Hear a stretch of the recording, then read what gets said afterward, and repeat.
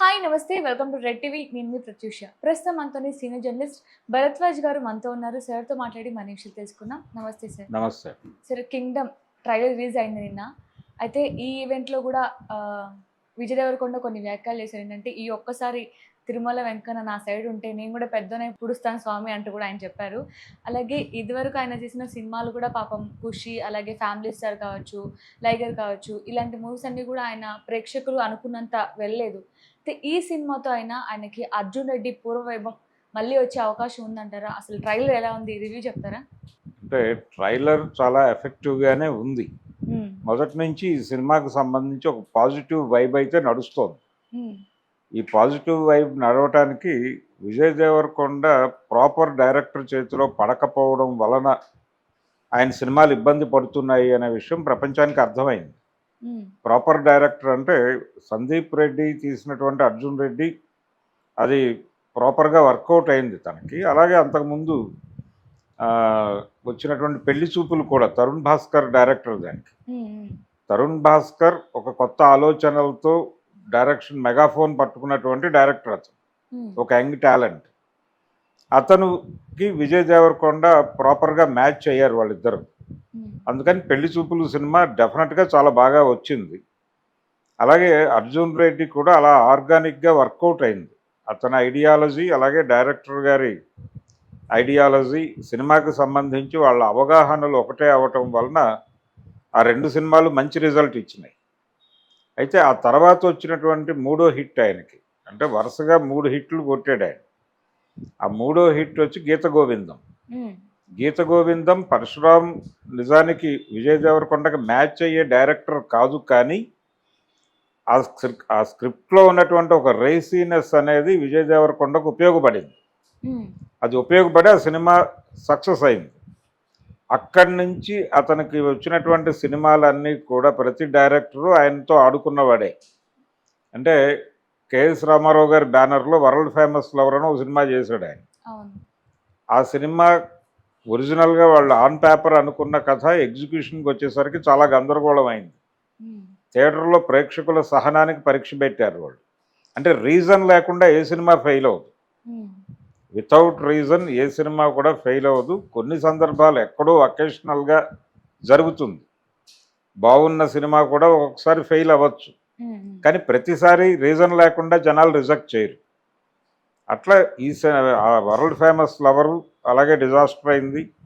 ఆ తర్వాత వచ్చినటువంటి ఖుషి లాంటి సినిమాలు కూడా ఇబ్బంది పెట్టినాయి, ప్రాపర్ రిజల్ట్ రాలేదు. అలాగే ఫ్యామిలీ స్టార్ని విపరీతంగా ప్రమోట్ చేశారు. అది కూడా టైమ్లీ స్టోరీ కాదు. అది విజయ్ దేవరకొండ ఏజ్కి అది ప్రాపర్ సబ్జెక్ట్ కాదు. విజయ్ దేవరకొండ ఏజ్కి ప్రాపర్ సబ్జెక్ట్ కాదు, ఆ టైంకి ప్రాపర్ సబ్జెక్ట్ కాదు అది. అలా ఒక పాతకాలం నాటి కథతో ఆయన ఒక ప్రయోగం చేశాడు. ఒక రకంగా ఒక ప్రయత్నము ప్రయోగము చేసి ఫెయిల్ అయింది అది. అంటే ఒకవైపు ఫ్యామిలీస్ రూయన్ అయిపోతున్నటువంటి ఒక ఎరాలో ఉన్నాం మనం. నిజానికి చాలా మంచి పాయింట్ అది. మంచి పాయింట్ అంటే టైమ్లీగా ఇప్పుడు అవసరం. అంటే కుటుంబాలు కంపార్ట్మెంటల్గా చీలిపోతున్నటువంటి ఒక సందర్భం ఉంది అనేది చెప్పి ఒక యూనిఫికేషన్ కోసం ఒక ప్రయత్నం చేస్తున్నటువంటి కుర్రాడిగా విజయ్ దేవరకొండ క్యారెక్టర్ని నడిపుంటే ఆ సినిమా దక్కేది. కానీ అలా కాకుండా ఒక పాతకాలపు లైన్ అనుకున్నారు. అందుకని ఫ్యామిలీ స్టార్ అనేది ఆయనకి ఒక ఫెయిల్యూర్ అనుభవాన్ని ఇచ్చింది. కానీ నాగవంశి గారు నిన్న ఈవెంట్లో కూడా చెప్పారు, ఈ సినిమా అర్జున్ రెడ్డిలో ఏ విధంగా అయితే విజయ్ దేవరకొండ ఉన్నారో అదే విధంగా మళ్ళీ మీరు ఈ సినిమా ద్వారా చూస్తారంటే కూడా ఆయన చెప్పుకొస్తున్నారు. అదే అంటే ఒక ప్రాపర్ డైరెక్టర్, ఇప్పుడు అతను డైరెక్టర్ మీద ఒక హోప్ ఉంది ఆడియన్స్కి. గౌతమ్ తిన్ననూరి మీద ఒక హోప్ ఉంది, ఒక ఎక్స్పెక్టేషన్ ఉంది. ఆయన చేసినటువంటి గత సినిమాలు జెర్సీ ఇవన్నీ కూడా ఒక ఎమోషనల్ డ్రామాలుగానే నడిచినాయి. ఒక చిన్న పాయింట్ తీసుకుని చాలా ఎమోషనల్గా డ్రైవ్ చేయడంలో అతనికి ఒక ప్రత్యేక టాలెంట్ ఉంది. అయితే ఈ సినిమాకి అతను ఎంచుకున్నటువంటి లైన్ కూడా ఎమోషనల్గానే ఉంది. ఆ ఎమోషన్ విజయ్ దేవరకొండలో ఉన్నటువంటి ఫైర్తో మ్యాచ్ అయితే ఈ సినిమా ఆడియన్స్లో మంచి రిజల్ట్, అంటే ఆడియన్స్లో ఒక పాజిటివ్ మూడ్ క్రియేట్ చేస్తుంది అంటంలో డౌట్ అక్కర్లేదు. కాబట్టి రిజల్ట్ పాజిటివ్గా ఉంటుందనే కాన్ఫిడెన్స్ ఉంది అందరికీ. ట్రైలర్ కూడా కాన్ఫిడెన్స్ని ఇచ్చింది, డెఫినెట్గా కాన్ఫిడెన్స్ని ఇచ్చింది. కాబట్టి ఈ సినిమా 31వ తారీఖు ఆడియన్స్ ముందుకు వస్తుంది. ఆల్రెడీ బుకింగ్స్ ఓపెన్ అయినాయి, బుకింగ్స్ ఆన్లైన్ బుకింగ్ ఓపెన్ అయింది, రష్ మొదలైంది. అంత హడావిడి లేదు కానీ పర్వాలేదు, జనం మూవ్ అవుతున్నారు, టువర్డ్స్ థియేటర్ మూవ్ అవుతున్నారు. బుకింగ్స్ ఓపెన్ అయినాయి. ప్రీమియర్స్ ఉంటాయి ఉండవు అనేది క్లారిటీ ఇవ్వలేదు వాళ్ళు. నిన్న జరిగిన ఈవెంట్లో కూడా ప్రీమియర్స్ ఉంటాయా అని చెప్పి నేరుగా విజయ్ దేవరకొండే ప్రొడ్యూసర్ని అడిగాడు. అక్కడ అడిగితే తర్వాత చెప్తాను అని దాటేశాడు ఆయన. కాబట్టి ప్రీమియర్స్ ఉంటే ఉండవచ్చు, లేకపోవచ్చు కూడా.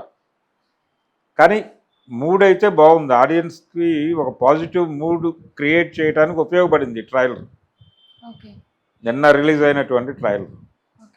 ట్రైలర్లో యాక్షన్ అలాగే మ్యూజిక్ వైజ్ ఎలా ఉన్నాయి సార్ అన్ని? అంతా బాగానే ఉంది. అనిరుద్ధ్ చాలా కంట్రిబ్యూట్ చేశాడు ఆ సినిమాకి. బిజిఎం ఇదంతా బాగుంది. అలాగే దీనికి సంబంధించి జాఫ్నా ఘర్షణలు మనకు తెలుసు. అంటే టుల్ఫ్, ఎల్టీటీఈ ఇలాంటి ఆర్గనైజేషన్స్ తమిళ ఈలం కోసం శ్రీలంకలో జరిపినటువంటి ఒక పోరాట నేపథ్యాన్ని తీసుకున్నారు. అది ఇంకో ప్రపంచంగా చూపించబోతున్నాడు ఈ సినిమాలో. ఇది పాన్ ఇండియా రిలీజ్ అవుతున్నటువంటి సినిమా. అది సామ్రాజ్య అనే పేరుతో హిందీలో రిలీజ్ అవుతోంది, ఇక్కడ కింగ్డమ్ అనే పేరుతో రిలీజ్ అవుతోంది. కాబట్టి ఈ సినిమా శ్రీలంక నేపథ్యము, జాఫ్నా నేపథ్యం ఖచ్చితంగా ఉంటుంది దీనిలో. రెండోది, ఇది ఇద్దరు అన్నదమ్ముల కథ కూడా. అంటే ఒక జాతి పోరాటాన్ని అణిచేయటానికి జరుగుతున్నటువంటి ప్రయత్నాల్లో ఆ జాతి పోరాటాన్ని వేయటం కోసం వెళ్ళినటువంటి ఒక స్పై ఒక బ్రదర్ అయితే, ఆ పోరాటానికి నాయకత్వం వహిస్తున్నటువంటి వాడు ఇంకో బ్రదర్. వాళ్ళిద్దరి మధ్య ఒక ఎమోషనల్, అంటే చిన్నప్పుడు వాళ్ళిద్దరి మధ్య ఒక ఎమోషనల్ బాండింగ్ ఉండింది. అది ఇప్పుడు కూడా ఉంది. కాకపోతే ఇద్దరు భిన్న ధృవాలుగా ఉన్నారు. ఆ భిన్న ధృవాల మధ్య ఘర్షణ ఎలా ఉంటుంది, ఒకళ్ళనొకళ్ళు విపరీతంగా ప్రేమించేటువంటి అన్నదమ్ముల మధ్య ఘర్షణ వస్తే ఆ ఘర్షణ ఎలాంటి వైలెన్స్కి దారితీస్తుంది, ఎవరు ఎలా మారతారా లేకపోతే ఎవరి అభిప్రాయాలకు వాళ్ళు నిలబడతారా అనేది ఒక క్యూరియస్ పాయింట్. ఆ క్యూరియస్ పాయింట్ మీద గేమ్ నడపబోతున్నాడు గౌతమ్ తిన్ననూరి అనేది ఈ ట్రైలర్ నుంచి అర్థమైంది. సరే, ఆ ట్రైలర్లో కూడా ఎక్కడ కూడా మనకి only Vijay Devarakonda brother character వీళ్ళిద్దరిని మాత్రమే చూపించారు. అంటే ఇంకొక విలన్ ఉన్నట్లు కూడా ఎక్కడ కనిపించలేదు. అంటే విజయ్ దేవరకొండ ఫ్యాన్స్ అందరూ కూడా ఇప్పుడు విజయ్ దేవరకొండకి ఒక గట్టి విలన్ ఇస్తేనే బాగుంటుంది, ఏమైనా డిసప్పాయింట్ అయ్యే ఛాన్స్ ఏమైనా ఉంటుందా విలన్స్? ఏముండదు. అంటే ఇది ఒక ఎమోషనల్ బాండింగ్. అంటే అన్నదమ్ముల కథ అనేది అన్ని సందర్భాలకి వర్తిస్తుంది. అన్ని సందర్భాలకి అంటే ఇన్ ది సెన్స్ ఈ సినిమాలో ఒక జాతి పోరాటాన్ని చూపిస్తున్నారు. జాతి పోరాటం అంటే శ్రీలంకకి ఎప్పుడో వెళ్ళిపోయి అక్కడ సెటిల్ అయిపోయినటువంటి తమిళులు వాళ్ళు ప్రత్యేక దేశం కోరుకుంటూ ఒక ఉద్యమం చేశారు. ప్రత్యేక అంటే ఈలం కోసం, ఈలం అంటే ప్రత్యేక దేశం అనే కోరిక. కాబట్టి తమిళ ఈలం కోసం వాళ్ళు జరిపినటువంటి పోరాటం, ఆ పోరాటాన్ని అణిచివేసినటువంటి పద్ధతి. వాళ్ళు కూడా అన్నదమ్ములుగా కలిసి ఉన్న వాళ్ళే. శ్రీలంకలో అన్నదమ్ములుగా సింగిలిన్స్తో కలిసి ఉన్న తమిళియన్స్ వాళ్ళు మేము వేరే దేశంగా ఏర్పడతాము అన్నప్పుడు ఖచ్చితంగా అది అన్నదమ్ముల యుద్ధంగానే ప్రపంచం మాట్లాడుకుంది మొదట. కానీ ఎవరి ప్రయోజనాల కోసం వాళ్ళు యుద్ధం చేశారు. అందుకని ఈ కథలో అవన్నీ కలిసి ఉన్నాయి. అందుకని ఇద్దరు అన్నదమ్ములు, ఒకవైపు ఇటు నుంచి ఒక బ్రదరు, అటు నుంచి ఒక బ్రదరు ఉంటే అన్న అటు నుంచి ఉన్నాడు అనేది మనకి ట్రైలర్లో ఎస్టాబ్లిష్ అయింది. ఇతను తమ్ముడు. ఆ అన్న ఎవరు అనేది కూడా ప్రాపర్గా రిజిస్టర్ కాలేదు. అంటే ఒక క్యారెక్టర్ చూపించారు అక్కడ, సత్యదేవ్ అనుకుంటాను బహుశా ఉన్నాడు. అలా ఒక క్యారెక్టర్ ఉంది. నిజంగా ఆ బ్రదర్ ఎవరు అనేది చిన్న కన్ఫ్యూజన్ ఉంచాడు డైరెక్టర్.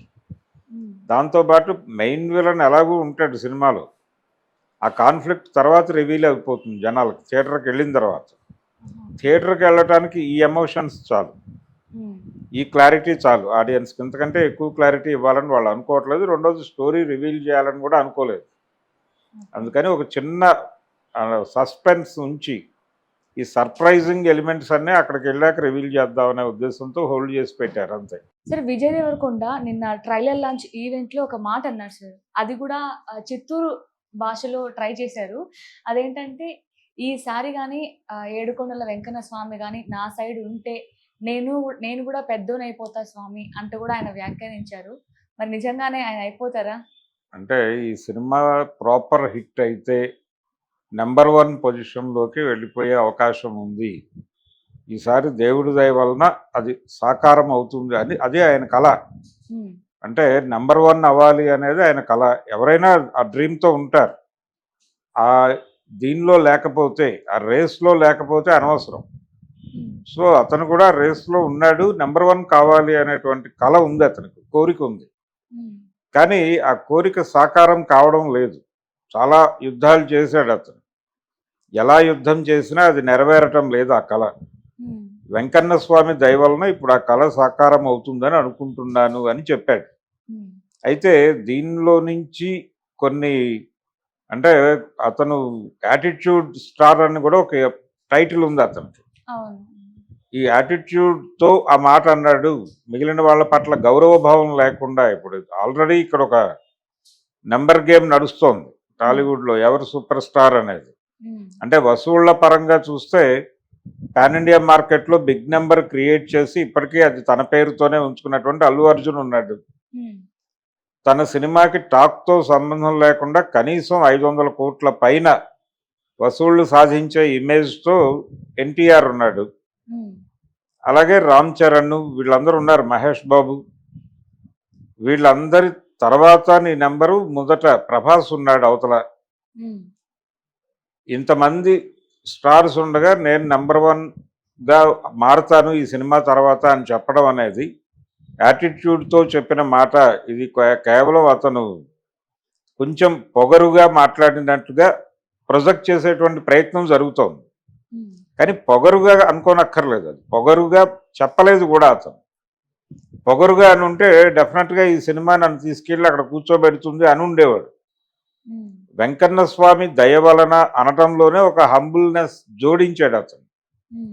జోడించి నా కోరిక ఇది అంటే నెంబర్ 1 కావడం కోసమే ఎవరైనా వస్తారు.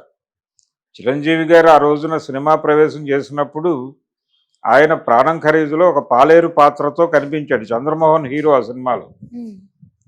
పాలేరు పాత్రతో ప్రాణం ఖరీదు అనే సినిమాలో కనిపించాడు ఆయన. అయితే ఆయనకి కూడా బ్రెయిన్లో నెంబర్ 1 కావాలనే కోరిక ఉంది.